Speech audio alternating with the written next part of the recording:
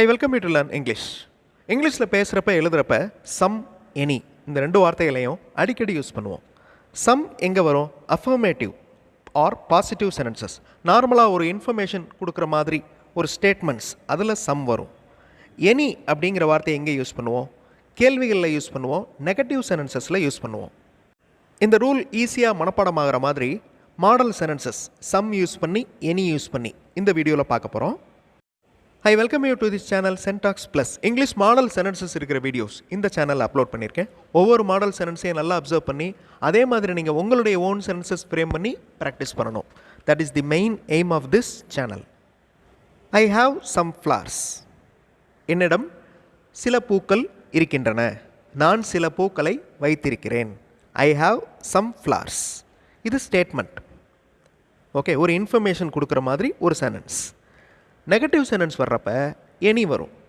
I don't have any flowers. என்னிடம் எந்த ஒரு பூக்களும் இல்லை. ஸோ சம் பாசிட்டிவ் ஸ்டேட்மெண்ட்ஸ்க்கு வரும். எனி அப்படிங்கிறது கொஸ்டின்ஸ் நெகட்டிவ்ஸ்க்கு வரும். வேர்பல் கொஸ்டின்ஸ் அதாவது எஸ்ஆர் நோ டைப் கொஸ்டின்லையும் வரும், டபிள்யூஹெச் டைப் கொஸ்டின்லையும் எனி வரும். He bought some books. பையோட பாசன்ஸ் bought. He bought some books. அவர் சில புத்தகங்களை வாங்கினார். பையோட பாசன்ஸ் பாட். பார்த்த உடனே உங்களுக்கு அந்த மெயின் வேர்ப் தெரியணும். அது ஒரு இம்பார்ட்டண்ட் ப்ராக்டிஸ்.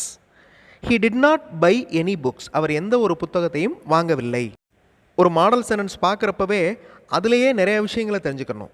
இப்போ பையோட பாசன்ஸ் பாட் பார்த்த மாதிரியே டிட்டை ஃபாலோ பண்ணுற வேர்ப் ப்ரெசன்ட் ஃபார்மில் இருக்கணும். Did not buy. Okay, buy அப்படிங்கிறது ப்ரெசன்ட் ஃபார்ம். ஸோ டிட்டை ஃபாலோ பண்ணுற வேர்ப் ப்ரெசன்ட் ஃபார்மில் தான் இருக்கணும். பாசிட்டிவ் ஸ்டேட்மெண்ட்ஸ் அதாவது அசர்ட்டிவில் சம் வந்திருக்கு, நெகட்டிவில் பை வந்திருக்கு. She wants some more food. She wants some more food. She wants அப்படின்னு ஏன் இருக்குது? நான் நிறைய வீடியோஸில் சொல்லியிருக்கேன். சிம்பிள் ப்ரெசன்ட் டென்ஸில் ஒரு சென்டென்ஸ் எழுதுகிறப்ப சப்ஜெக்ட் சிங்குலராக வந்துச்சுன்னா இந்த சென்டென்ஸில் எது சப்ஜெக்ட்? ஷீ. அவள் இது சிங்குலர். இந்த மாதிரி சிம்பிள் ப்ரெசன்ட் டென்ஸில் சப்ஜெக்ட் சிங்குலராக வந்துச்சுன்னா வேர்போட எஸ் ஆட் பண்ணுவோம். அதனால் இங்கே ஷீ வாண்ட்ஸ் வந்திருக்கு. She wants some more food. She doesn't want any food. She doesn't want any food. Okay, does எங்கே யூஸ் பண்ணுவோம்? சிங்குலருக்கு தான் டஸ் யூஸ் பண்ணுவோம். Okay, she doesn't want any food. இந்த எனி அப்படிங்கிறது வந்திருக்கு பாருங்கள், நெகட்டிவ் வந்ததுனால. She doesn't want some food அப்படின்னு சொல்லக்கூடாது. அதே மாதிரி she wants any more food அப்படியும் சொல்லக்கூடாது. ரெண்டுமே கொஸ்டின்ஸ் பாருங்கள், வேர்பல் கொஸ்டின்ஸ் அதாவது வேர்பில் ஆரம்பிக்கிற கொஸ்டின்ஸ். இந்த கொஸ்டின்ஸ்க்கு இன்னொரு பேர் எஸ்ஆர் நோ டைப் கொஸ்டின்ஸ். இதுக்கு ஆன்சர் சொல்கிறப்ப கண்டிப்பாக எஸ்ஸில் ஆரம்பிக்கணும், இல்லைனா நோவில் ஆரம்பிக்கணும். To you have any idea? So அந்த கொஸ்டின்ஸ் வர்றப்ப எனி தான் வரணும், சம் யூஸ் பண்ணக்கூடாது. To you have any idea? உங்களுக்கு ஏதாவது ஐடியா இருக்கா? Won't you have any cakes? உங்களிடம் கேக்ஸ் எதுவுமே இல்லையா? Will plus not won't. Will plus நாட்டோட contraction won't. Won't you have any cakes? So ரெண்டுமே கொஸ்டின்ஸ் அப்படிங்கிறதுனால எனி அப்படிங்கிற வார்த்தை வந்திருக்கு, சம் வரல. There isn't any sweet in this bag. இந்த பேக்கில் எந்த ஒரு ஸ்வீட்டும் இல்லை. இசன்ட் அப்படிங்கிறது இஸ் நாட், அதோட ஷார்ட் ஃபார்ம். நெகட்டிவ் இருக்கிறதுனால எனி வந்திருக்கு. Please give me some more papers. Please give me some more papers. I am sorry but there is not any. Please give me some more papers. எனக்கு கொஞ்சம் papers கொடுங்க. ஐ am sorry but there is not any. என்கிட்ட எதுவுமே இல்லை. Okay, எந்த இடத்துல any வந்திருக்கு, எந்த இடத்துல சம் வந்திருக்குங்கிறத பாருங்கள். I must have some ink and some paper. Or I cannot write. இந்த ஐ கெனாட் அப்படிங்கிறது நெகட்டிவ் வந்துடுது. I cannot write anything. You must tell us some more of your experiences. இன்னும் நீங்கள் எங்களுக்கு உங்களுடைய சில அனுபவங்களை சொல்லணும். You must tell us some more of your experiences. எல்லாமே அசர்ட்டிவ் சென்டென்ஸ், அதனால் சம் வந்திருக்கு. I have some more letters for you to write. எழுதுவதற்கு என்னிடம் இன்னும் சில கடிதங்கள் இருக்கின்றன. I have some more letters for you to write. Go and ask him. போய் கேளுங்க, அவரிடம் கேளுங்க. Go and ask him for some more books. I haven't any in my desk. என்கிட்ட எதுவுமே இல்லை, என்னுடைய டெஸ்கில் எந்த ஒரு புக்கும் இல்லை. I haven't, have plus not, negative வந்ததுனால எனி வந்திருக்கு. Here are some of our suggestions. இது எல்லாமே எங்களுடைய யோசனைகள். Here are some of our suggestions. Why didn't you give any suggestion? நீங்கள் ஏன் எந்த ஒரு சஜஷனும் கொடுக்கல?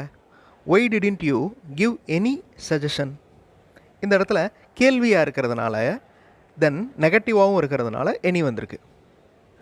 Surely some have noticed this. இந்த இடத்துல some யாரை குறிப்பிடுது? சில பேர். ஓகே, சில பேர் அப்படிங்கிறது இந்த some அப்படிங்கிற வார்த்தை குறிப்பிடுது.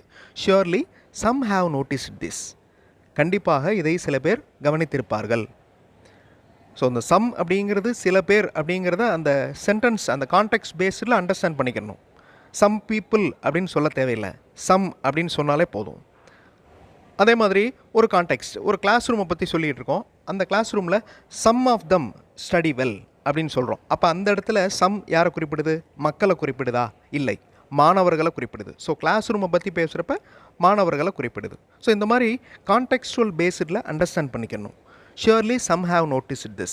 Did anyone of you notice this? Did anyone of you notice this? இது question, verbal question. அதனால் anyone வந்திருக்கு. யாராவது கவனிச்சாங்களா? யாராவது ஒருத்தர் கவனிச்சாங்களா?